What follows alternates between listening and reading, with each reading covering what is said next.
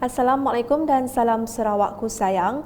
Buletin UKAS edisi tengah hari 25 Februari 2021 bersama saya Hafizah Munirah Mahram. Tumpuan berita.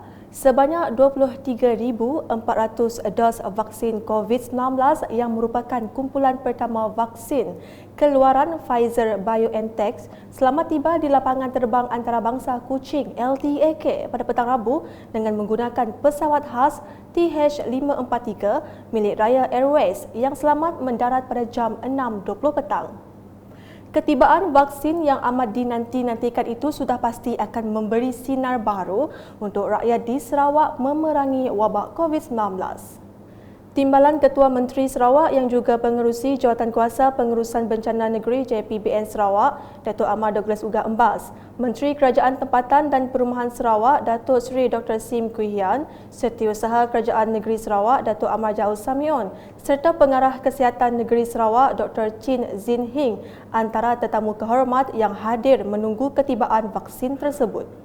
Sementara itu, bercakap dalam sidang media, Datuk Amar Douglas Ugah memberitahu program imunisasi yang dijadualkan bermula pada 27 Februari ini telah diawalkan iaitu pada Jumaat 26 Februari 2021.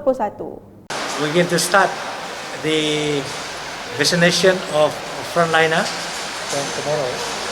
Yeah, Friday. On Friday. And also Sibu. Yeah, in Cebu. Yeah. Kuching and Sibu. Menurutnya, Ketua Menteri Sarawak Datuk Patinggi Dr. Abang Abdul Rahman Zuhari Tun Datuk Abang Openg akan menjadi orang pertama yang akan menerima suntikan vaksin tersebut. Program tersebut mempunyai 3 peringkat iaitu fasa pertama melibatkan petugas Barisan Harapan. Fasa kedua pula melibatkan kumpulan warga emas berumur 60 tahun ke atas dan golongan yang berisiko tinggi. Manakala fasa ketiga melibatkan penduduk yang berusia 18 tahun ke atas. Sementara itu, dalam sidang media sama, Dr. Chin memberitahu fasa pertama program imunisasi di Sarawak akan berlangsung hingga 31 Mac melibatkan seramai 97,161 orang petugas Barisan Harapan. Tambahnya, fasa kedua dan ketiga pula akan bermula antara April dan 31 Ogos meliputi 929,435 orang merangkumi golongan tua dan berisiko tinggi serta 992,834 individu berumur 18 tahun ke atas yang layak. So for this shipment today, we have 23,400 doses. For the second shipment expected to be on the 2nd of March, we will be receiving 31,590 doses. All right. For the third shipment on the 10th of March, 4,680 doses. All right. The fourth shipment on the 17th of March will be same thing, 4,680 doses. For the fifth shipment on the 24th of March, it will be 14,040 doses, and the sixth shipment will be on the 31st of March. There will be another 9,360 doses. All right. Beliau menambah proses pemberian vaksin akan melibatkan 53 pusat di seluruh negeri. Katanya Sarawak dijangka menerima 87,750 dos vaksin untuk fasa pertama dengan semua bekalan akan diangkut menerusi jalan darat menggunakan bekas khas yang tidak boleh dibawa menggunakan pengangkutan udara. Berita seterusnya, syarikat Royal Brunei Airlines Sdn Bhd telah mendapat kebenaran dari JPBN Sarawak dalam mengendalikan 2 penerbangan Qatar dari Miri ke Brunei Darussalam pada Rabu. Menteri Pengangkutan Sarawak Datuk Lee Kim Shin dalam sidang akhbar pada Rabu berkata, kedua-dua penerbangan sewa itu bertujuan untuk membawa 133 pekerja dari Sarawak yang bekerjasama dengan Brunei LNG Sdn Bhd.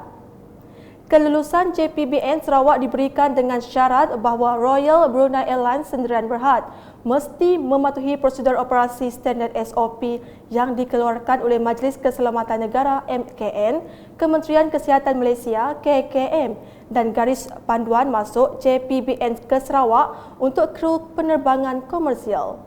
Jelas kenyataan itu lagi, kelulusan membenarkan Royal Brunei Airlines itu telah disampaikan pada 22 Februari 2021. Manakala direport, nasib seorang warga emas yang menumpang teduh di depan kedai di Jakar, Sarike mendapat perhatian Ahli Dewan Undangan Negeri Adun Repok Dato' Sri Wang Tiong Si. Chan Pak Seng berusia 69 tahun yang juga sebatang kara ditemui menumpang di depan kedai pekan itu selama beberapa hari sebelum pemilik memohon bantuan daripada Pusat Khidmat Dun Repok. Datuk Seri Huang tampil dengan bantuan segera termasuk menyediakan tempat tinggal untuk Chan yang dibina pasukan Pusat Khidmat beliau secara gotong royong. Selain itu, beliau juga menyediakan sebuah katil pesakit untuk Chan dan juga peralatan dapur serta bantuan makanan. Sumbangan dan bantuan itu disampaikan melalui wakil beliau, Kapitan Ling Dien Yong. Manakala di Sebuyau, selaras dengan pengisytiharan Perintah Kawalan Pergerakan Bersyarat PKPB, Jawatankuasa Kemajuan dan Keselamatan Kampung JKKK Kampung Kesinduk melakukan pendekatan proaktif dengan melakukan pengawalan ketat terhadap pematuhan SOP. Pelaksanaan dilakukan dengan kerjasama pihak rela dengan meletakkan papan tanda arahan di laluan masuk dan keluar kampung, termasuk penyediaan alat pengesan suhu, kod QR MySejahtera dan cecair pencuci tangan.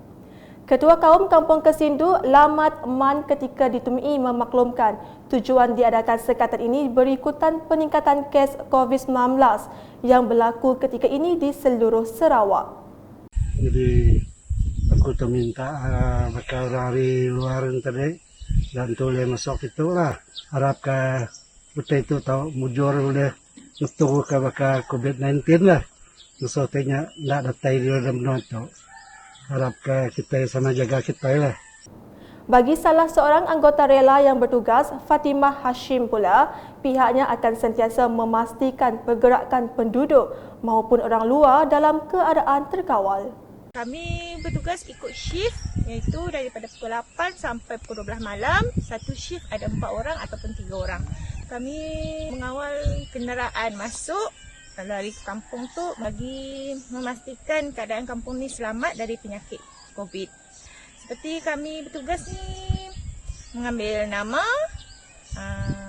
cek suhu badan dengan hand sanitizer yang penting.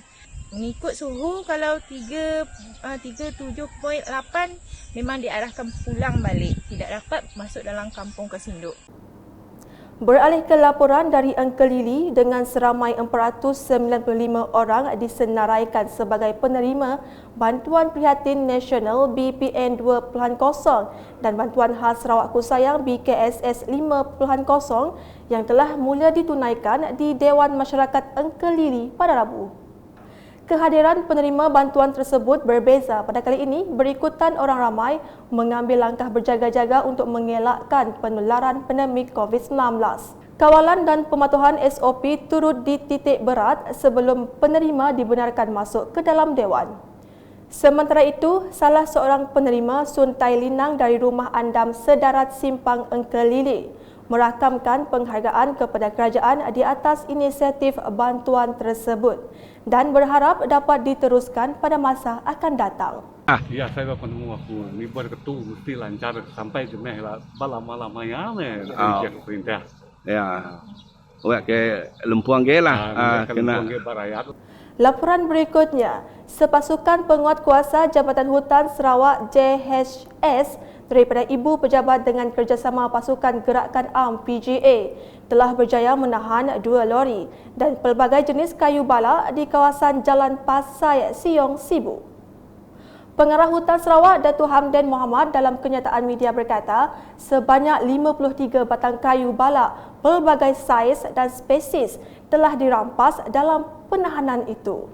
Nilai rampasan dianggarkan berjumlah RM75,000 dengan nilai kayu rampasan tersebut sebanyak RM10,000 Berdasarkan nilai royalti, semasa dan 2 buah lori dianggarkan bernilai RM65,000. Semasa pemeriksaan dilakukan, didapati kayu balak yang dibawa oleh lori tersebut tidak mempunyai dokumen yang dikeluarkan oleh Jabatan Hutan Sarawak. Sekian edisi Tengah Hari bersama saya Hafizah Munirah dan kru penerbitan. Berita lebih lanjut boleh didapati di semua platform media sosial UKAS termasuk portal ukas.sarawak.gov.my dan pastikan anda subscribe UKAS Channel di YouTube. Salam UKAS.